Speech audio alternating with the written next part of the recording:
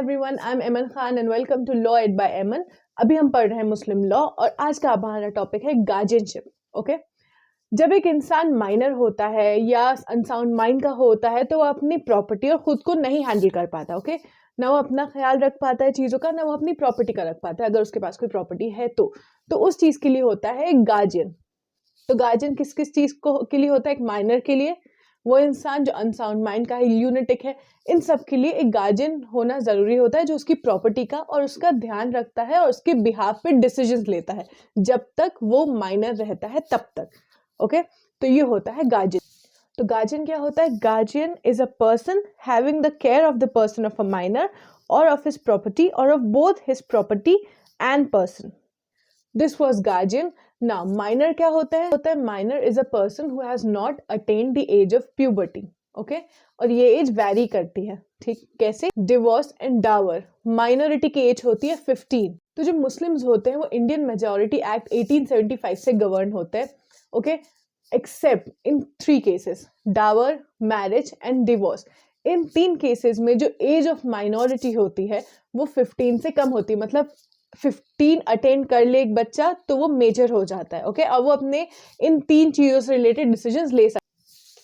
इन तीनों के अलावा विल वफ, इन सब में 18 साल होती है age of majority. Okay, for males and for females.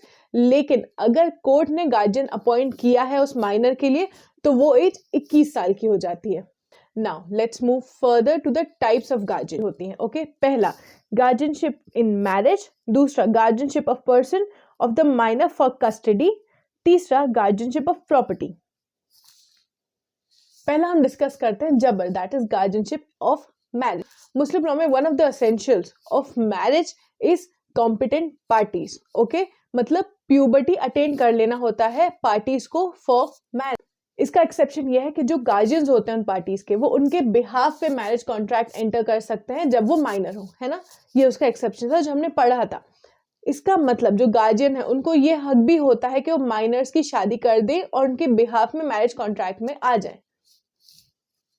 ये पावर जो होता है उसे हम जबर कहते हैं। जो एब्स्ट्रैक्ट राइट होता है गार्जियनशिप का उसे हम विलायत कहते हैं। इस केस में ये राइट फादर का रहता है to enter into marriage contract on behalf of their minor children, जब तक वो प्यूबर्टी हिट नहीं कर देते, जब तक वो मेजर नहीं हो जाते, जिसको हम कहते हैं बुलूग। जो गार्जियन होता है जिसने माइनर के बिहाफ पे उसकी शादी करी है उसे हम कहते हैं वली। इट शुड बी नोटेड कि जो कोर्ट या काजी होते हैं वली अपॉइंट नहीं कर सकते, लेकिन दे कैन एक्ट एज वली। ओके, तो जो लोग माइनर के लिए गार्जियन बन सकते हैं इन केस ऑफ मैरिज वो है पहला फादर, दूसरा father's father howsoever, तीसरा full brother and other male relation on the father's side in order of inheritance given under residuaries, fourth mother, fifth maternal relation within prohibited degrees, and sixth the qazi or the court. It should be noted कि mother का नाम father, father's father and father के related लोगों के बाद आया है। Okay, मतलब फादर और फादर्स फादर की एक्सक्लूसिव राइट होता है for guardianship of a minor child, और उनके ना रहते हुए is the male members who are related to father, and after that अगर इन तीनों में से कुछ भी नहीं है देन मदर कम्स। ओके, ये कंडीशन होती है सुन्नी लॉ में। शिया लॉ में सिर्फ फादर और फादर्स फादर हाउ हाइजोएवर, इन दो ही को मानते हैं guardian in case of marriage for minors. Muslim law में अगर गार्जियन के रहते हुए, जो फादर है और उनके फादर, इन दोनों के रहते हुए अगर किसी और गार्जियन ने माइनर की शादी कर दी है उनके बिहाफ पे, तो प्यूबर्टी अटेन करने के बाद जो माइनर है वो अपनी शादी रेपुडिएट कर सकता है। This was held in the case of Mulka Jahan versus Mohammad, ये 1873 का केस है। Second is guardianship of person of minor for custody, that is हिजानत। नाउ हिजानत असरटेन करने के लिए कुछ फैक्टर्स होते हैं, जैसे age of minor, minor male है या फीमेल है, और जो गार्जियन से रिलेशन है माइनर का वो क्या है। ओके, तो सुन्नी लॉ में कस्टडी रहेगी मदर के पास चाइल्ड की, अगर वो मेल है तो 7 years तक, और अगर वो फीमेल है तो जब तक वो प्यूबर्टी अटेन नहीं कर लेती तब तक। और शिया लॉ में अगर बच्चा मेल है तो मदर के पास उसकी कस्टडी रहेगी जब तक वो बच्चा 2 साल का नहीं हो जाता, और अगर वो फीमेल चाइल्ड है तो जब तक वो 7 साल की नहीं हो जाती तब तक मदर के पास उसकी कस्टडी रहेगी। एक मदर जो है वो डी फैक्टो गार्जियन होती है माइनर की, और उसके पास माइनर की प्रॉपर्टी को एलियनेट करने का कोई राइट नहीं होता अनलेस वो गार्जियन अपॉइंट हुई है by the court. Okay, this was held in the case of Ghayazuddin versus Allah Ta'ala Waqf of Masuma. ये 1984 का केस है.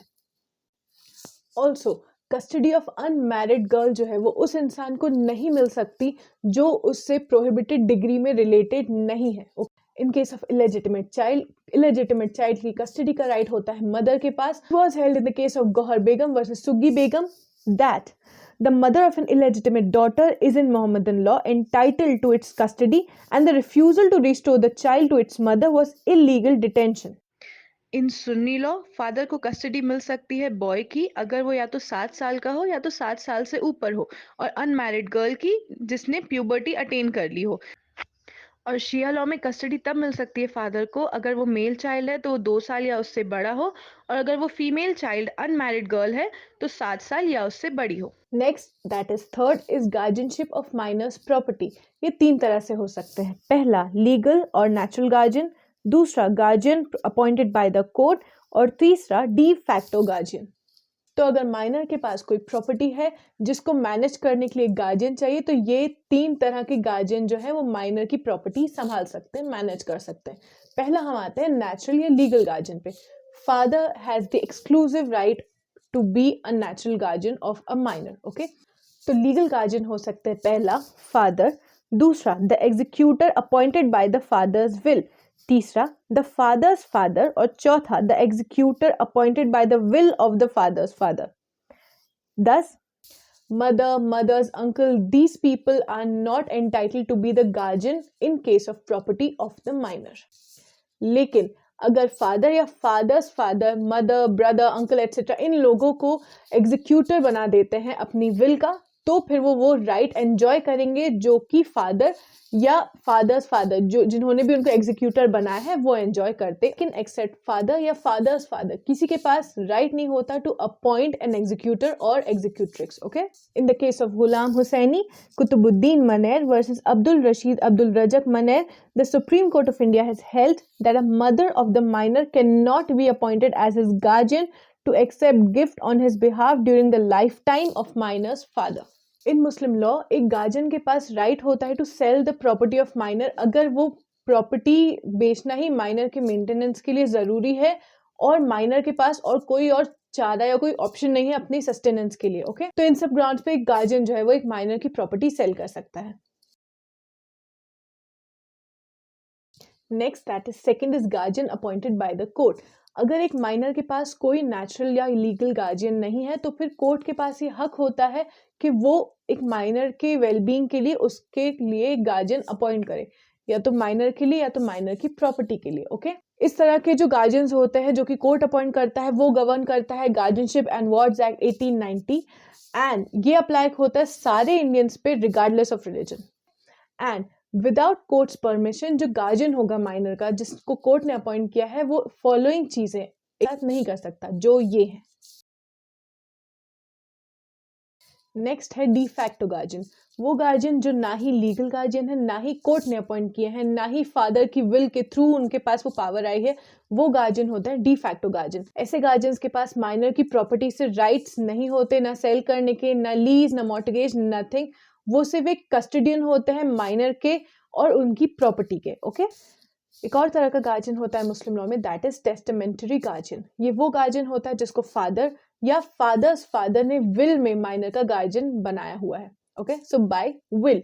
इन the case of Atkiya Begum versus Mohammad Ibrahim, that in the presence of grandfather the father has no right to appoint a guardian. Shia law में कुछ essentials होते हैं testamentary guardian के, जैसे पहला वो सेन होना चाहिए, दूसरा वो मेजर होना चाहिए, तीसरा प्रोफेसर ऑफ इस्लाम, एंड चौथा the person should be of good character. In Sunni law एक नॉन मुस्लिम भी टेस्टामेंटरी गार्जियन बन सकता है जिसे हम जिम्मी कहते हैं. लेकिन under Shia law one of the essentials of being a testamentary guardian is professor of Islam. When does the power of guardianship ceases?